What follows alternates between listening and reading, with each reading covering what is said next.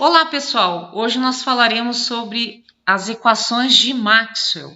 Maxwell não desenvolveu as equações, mas ele descobriu a relação entre elas. E o mais importante, ele uniu o magnetismo com a eletricidade. Essas equações são a base para o estudo das ondas eletromagnéticas. A gente vai olhar rapidamente cada uma e falar conceitualmente a respeito delas. A primeira equação de Maxwell, ela relaciona o campo elétrico com cargas elétricas. A segunda equação de Maxwell relaciona o campo magnético dentro de uma área fechada. A terceira equação de Maxwell relaciona campo magnético com campo elétrico e corrente elétrica.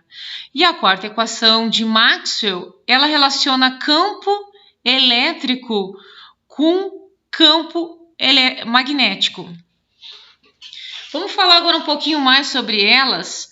Essa primeira equação de Maxwell é chamada de lei de Gauss e ela fala sobre um campo elétrico que está numa superfície fechada, foi criado por uma fonte qualquer e essa superfície fechada é A.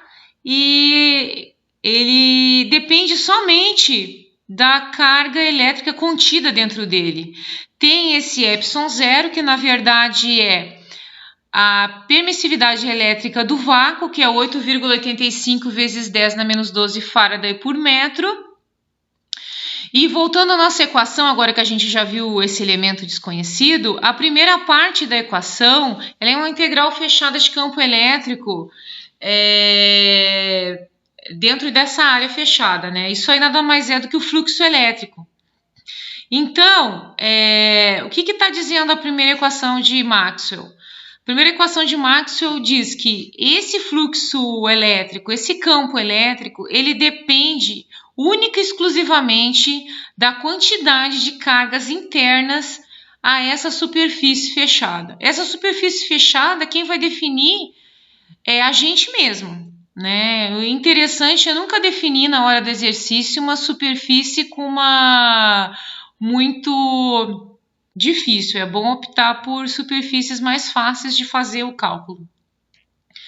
Então, é isso que diz a equação de Maxwell. Ela relaciona esse campo elétrico dentro de uma área fechada e com as cargas elétricas contidas dentro dessa área A, no caso.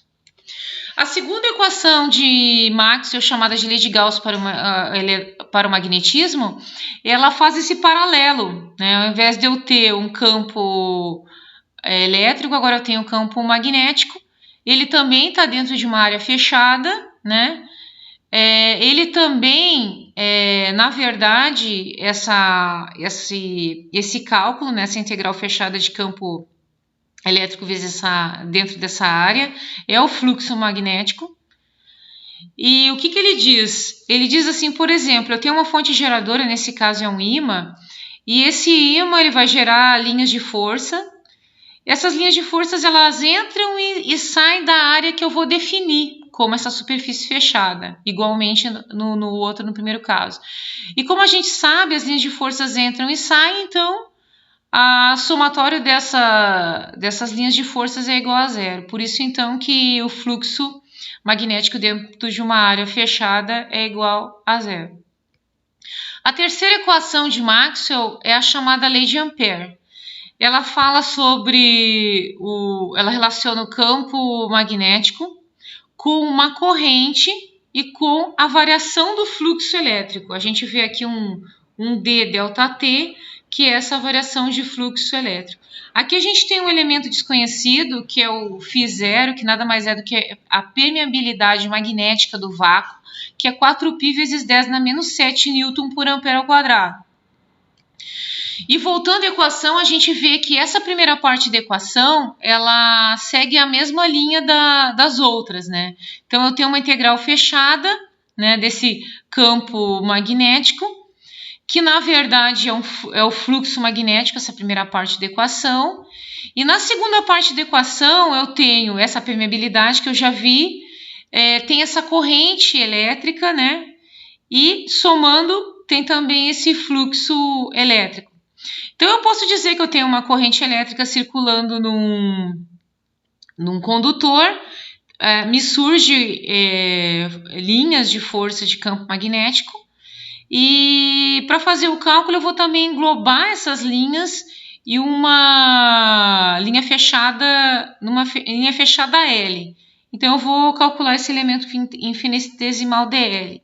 Então, de uma maneira geral, essa lei de Ampère ela fala isso. Eu tenho, né, um campo, né, que ele está envolto numa linha fechada, calculando esse campo. Esse campo pode ser causado por uma corrente elétrica que está passando no condutor ou por uma variação do campo elétrico, né? Que também, quando eu tenho uma corrente elétrica, eu também tenho um campo elétrico. Mas eu posso ter um campo elétrico que também induz esse campo magnético.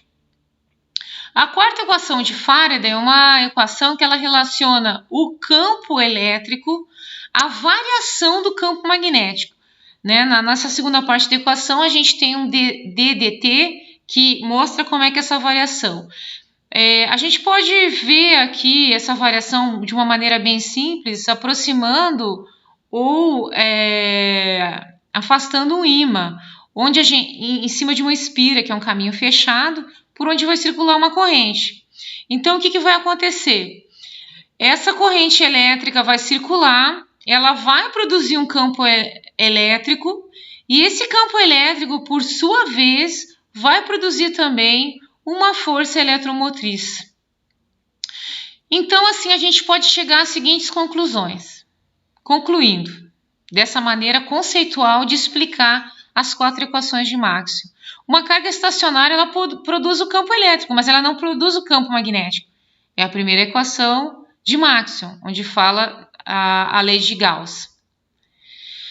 Uma carga em movimento, que é a definição de corrente, ela produz campo elétrico e campo magnético. Isso a nossa lei de Ampère fala. Um campo elétrico variando no tempo, ele induz um campo magnético nas proximidades. Isso aí também a gente viu na lei de Ampère.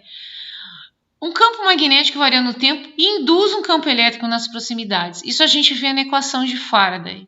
Bom, eu espero que esse vídeo tenha elucidado conceitualmente essas 4 equações. E obrigado e até a próxima.